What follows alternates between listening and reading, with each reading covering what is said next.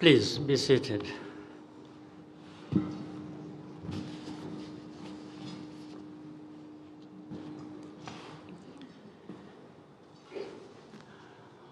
Excellencies, ambassadors, and high commissioners,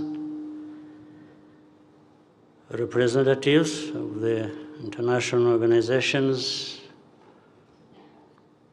members of the Consular Corps, senior government officials, distinguished ladies and gentlemen. I hope you're having a good evening.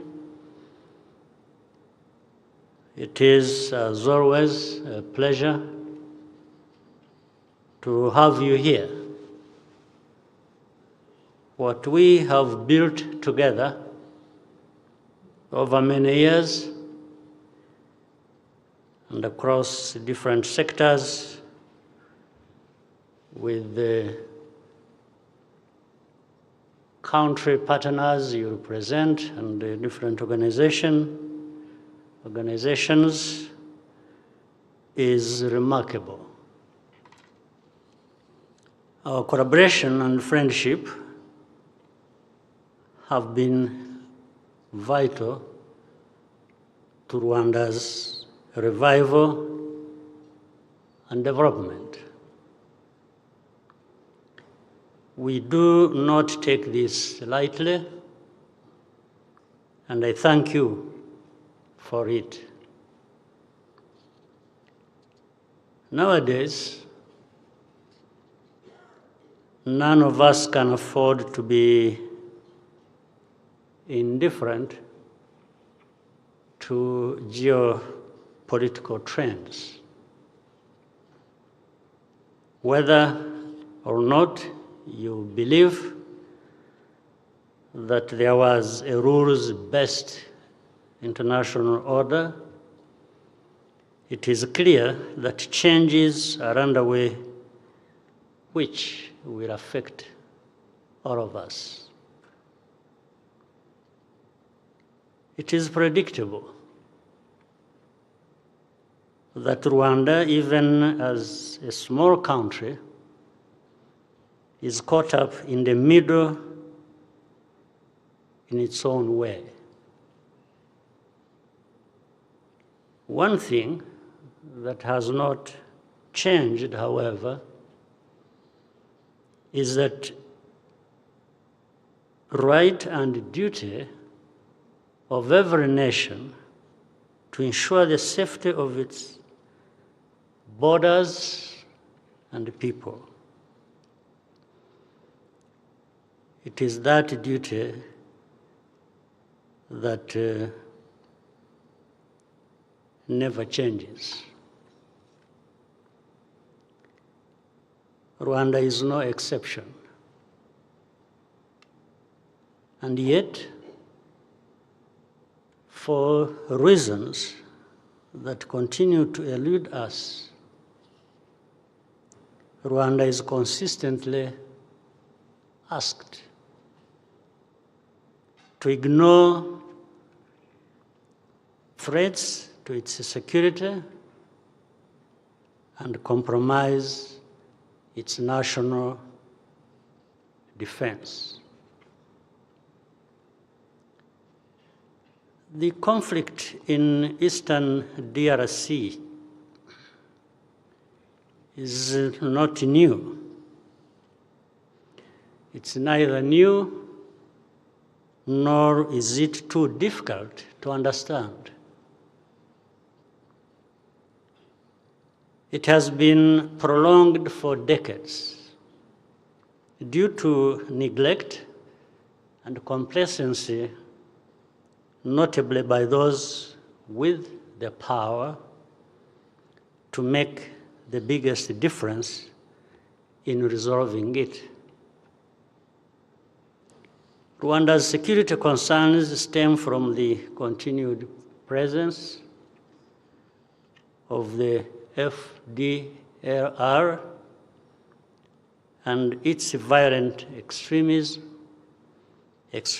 ideology, which is the ideology of genocide. Unfortunately, that seems to have some backers in the region and beyond, under all kinds of guises.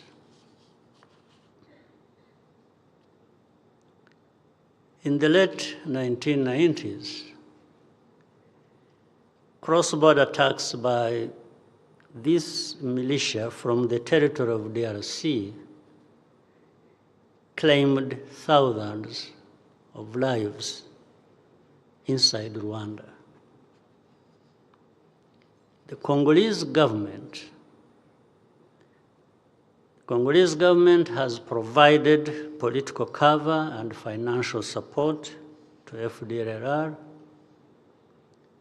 and integrated this group into its military structures, from where it now operates with total impunity. They attacked Rwanda on multiple occasions.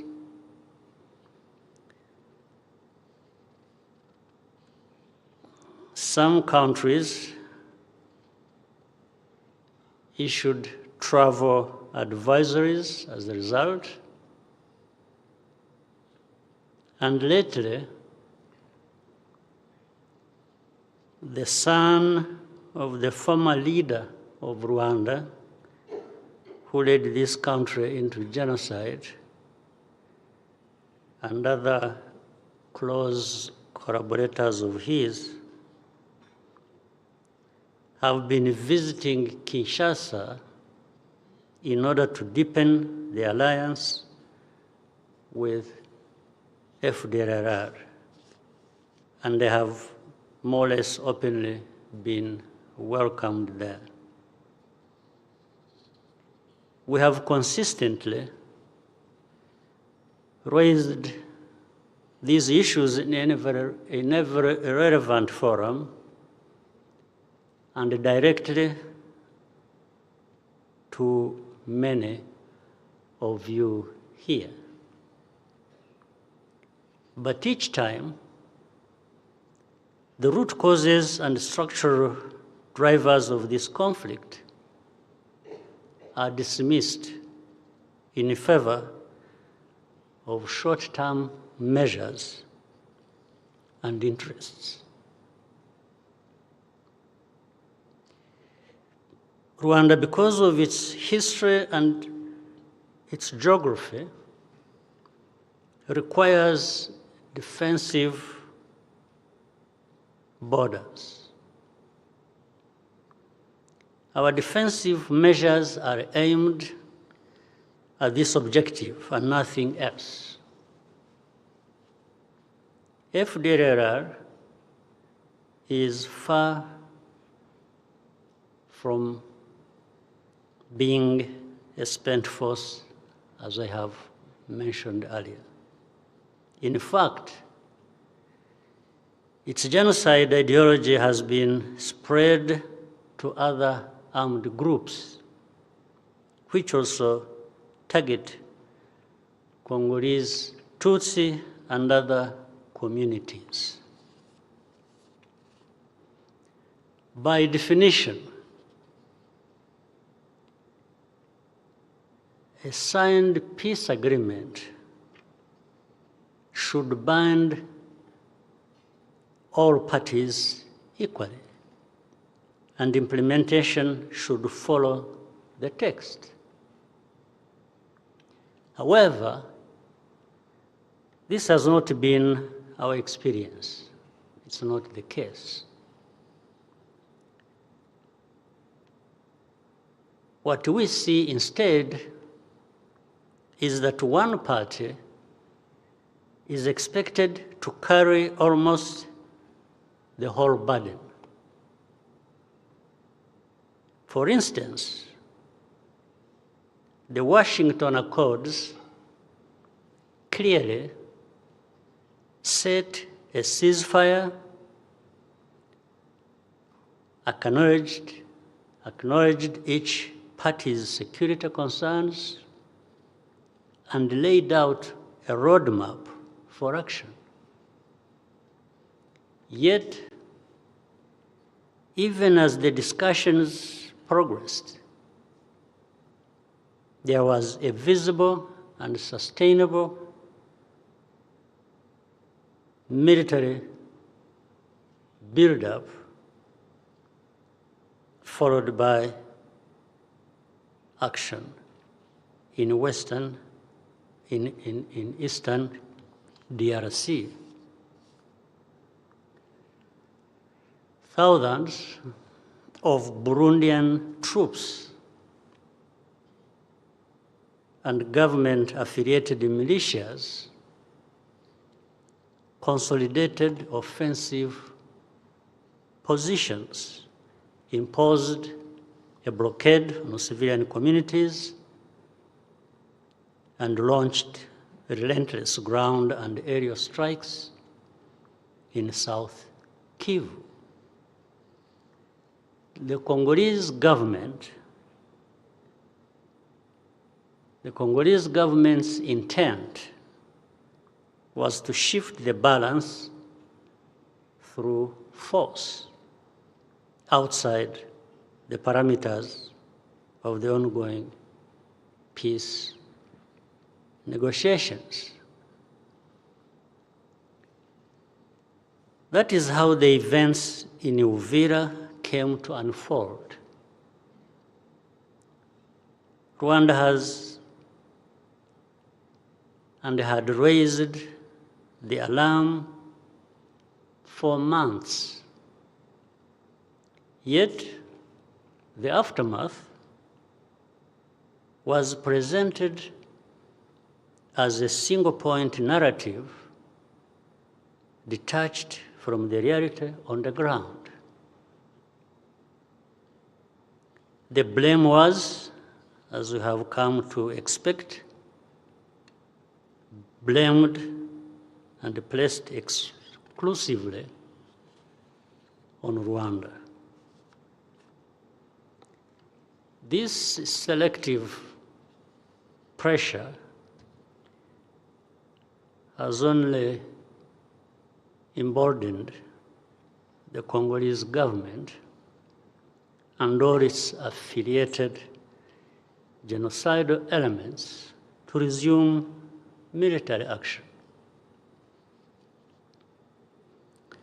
I'm not asking you to agree with every decision that Rwanda has made,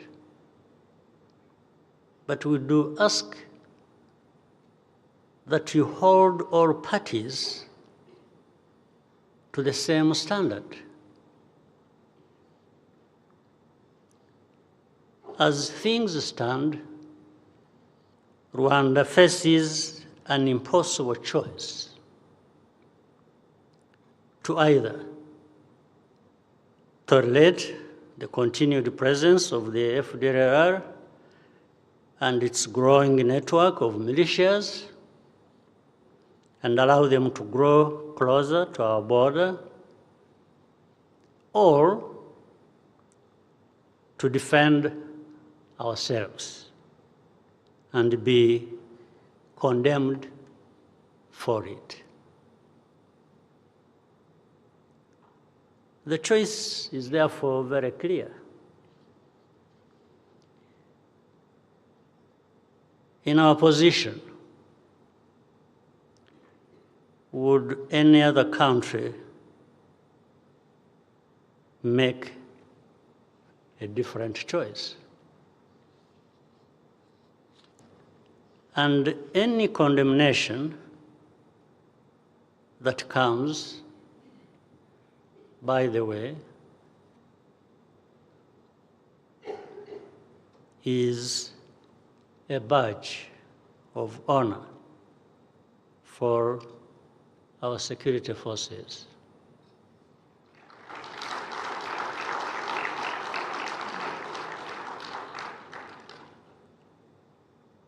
That honor is not something that can easily be washed away by rain or shine or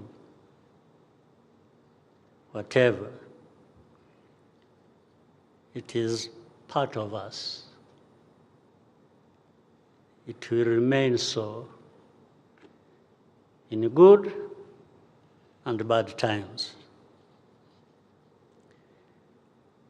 But make no mistake, Rwanda wants peace. But we want a genuine and lasting peace on which we can build our future prosperity. We want to leave the bad politics of the past behind us forever. Rwanda is ready to lift its defensive measures in tandem with the DRC fulfilling its obligations under the Washington Accords. By the way, these accords I'm talking about, the Washington Accords, there are actually 3 parties concerned. The 2 are, 1, Rwanda, and DRC, of course. But the 3rd is United States, the country that hosted us, that brokered this process. They are part of it. So to have 3 parties to this process, and you expect only one to fulfill its side of obligations, I'm not sure what we should expect from that. And so that's where we are, in a sense, caught up in that. If fully implemented, this agreement will provide all parties the security that they need and deserve, and lay the groundwork for mutually beneficial economic cooperation. Many of you here have worked with us for a very long time, and you know that you can trust us. We are reliable. We say what we do, and we do what we say. Our partnerships have borne fruit precisely because we have had an effective security policy in place continuously for the past 3 decades.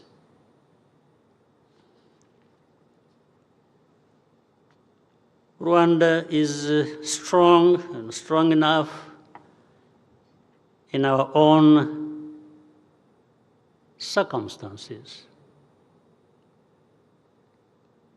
And precisely because we consider ourselves vulnerable to ideologies of violence, of violent ethnic extremism, particularly when they benefit from direct or indirect state support. we have made a promise to ourselves to never go back to the dark days, that darkness. We can't go back. And that is not something we will waver from. Before I propose a toast, I had a few things in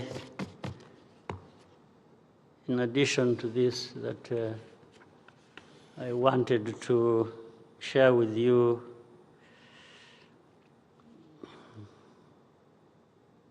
Contextualizing further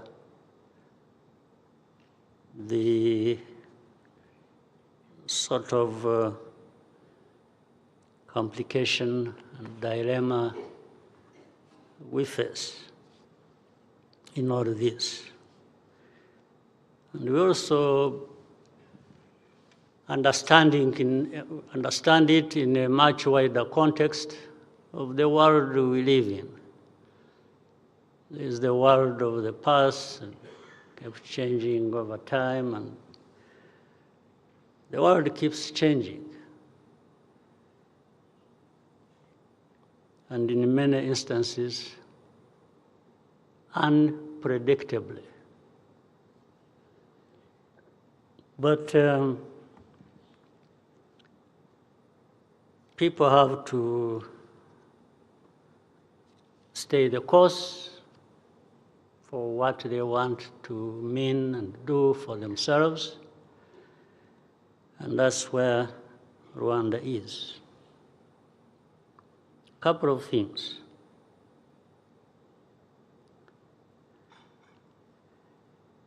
Do you know those moments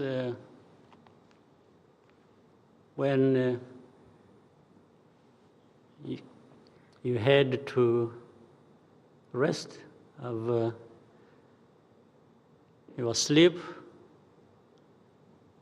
That moment in between when you are still awake and when the sleep is coming in, caught up in the middle. That space, some of us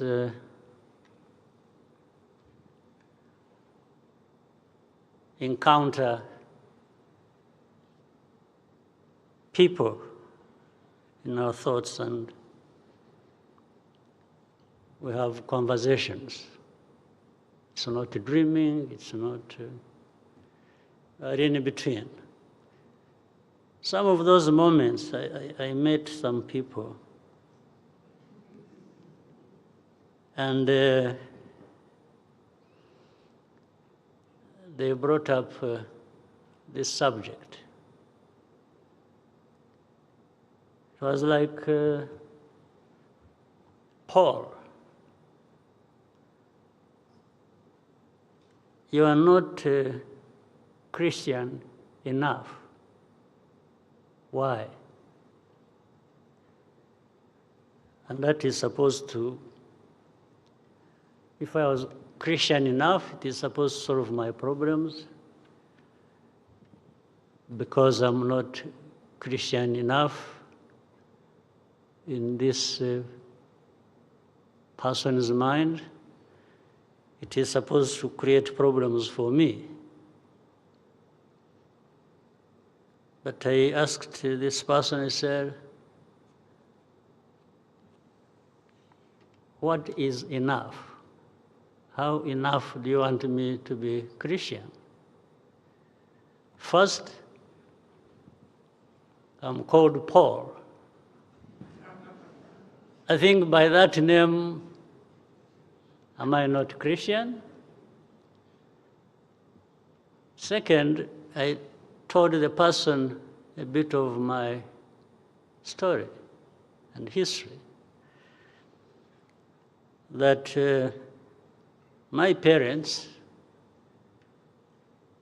were very good Christians. In fact, they used to share part of their limited wealth with the church. I'm supposed to be Catholic, side of Christianity. They gave a lot of their resources to the church. So I said, I'm called Paul. My parents were very close to the church, so I'm supposed to be Christian enough. And the person was not convinced. And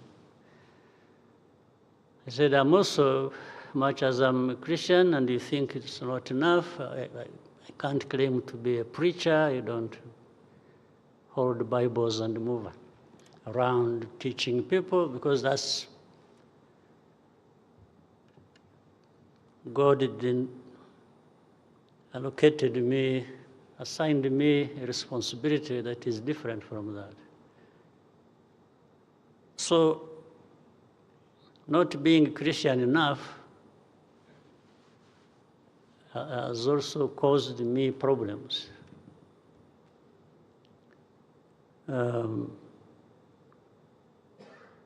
But I said, I have seen people who, I was telling that person, who claim to be that level of Christian that I am not. In the morning, they're out there shouting and yelling and doing things. In the evening, they go visiting witch doctors. I said, how do the two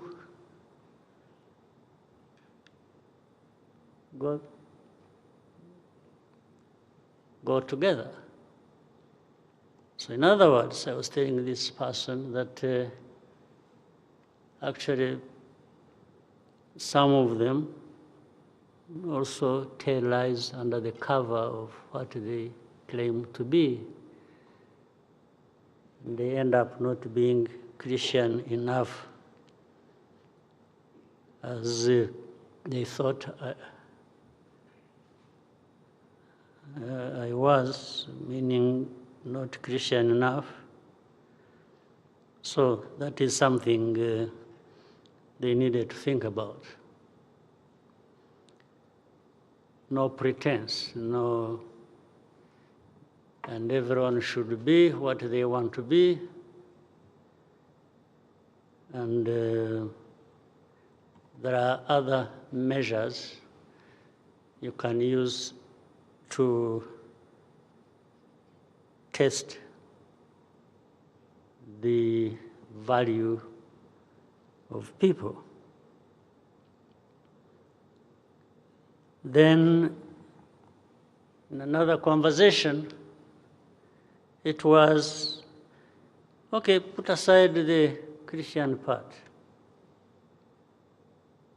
Your country, Rwanda, is not wealthy enough. You don't have enough of the resources that the world needs, whether they are minerals or forests or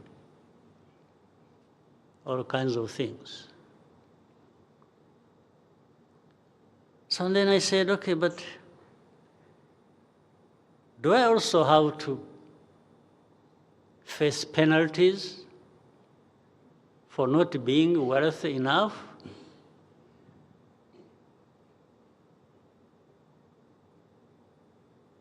I said, what do people do to become wealthy that I didn't do, that constitute an offense?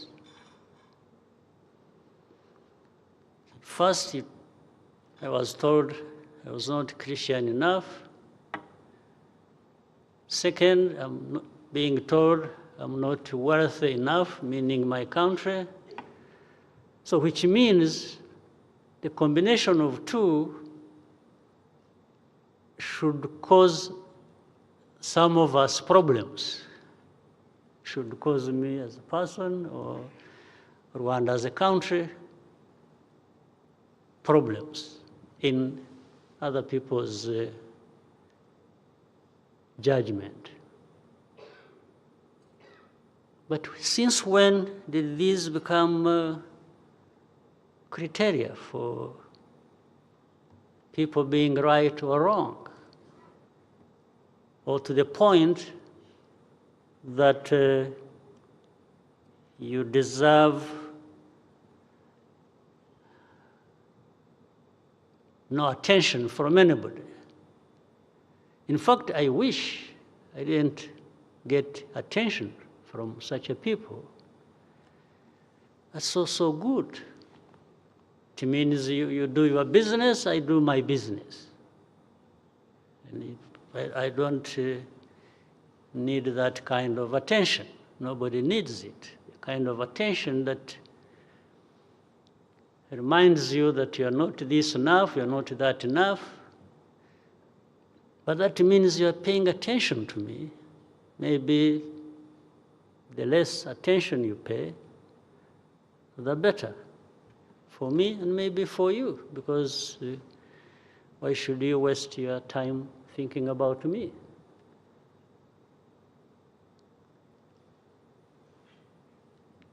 Right. As I continued, one evening I was bored and consulted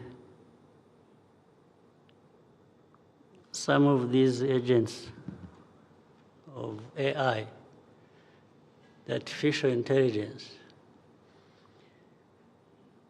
put in some thoughts and questions, and I won't tell you what I was asking. I'll tell you the answer.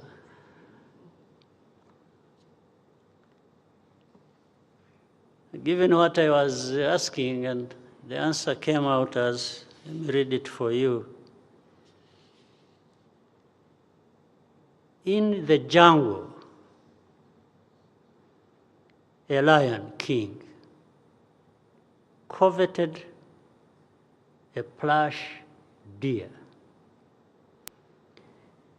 grazing unaware. The deer, blinded by sweet grass, didn't see the jaws closing in. Meanwhile, a wise old tortoise stood tall, accused of eating the king's crops. Crops the king knew were devoured by his own pride. The deer felt the king's greed. The tortoise, shoulders burdened, faced the hungry, shadows dignified. The jungle whispered. One met the king's desire, the other his blame. That's where we are, but we will have our shoulders burdened and remain dignified. Thank you.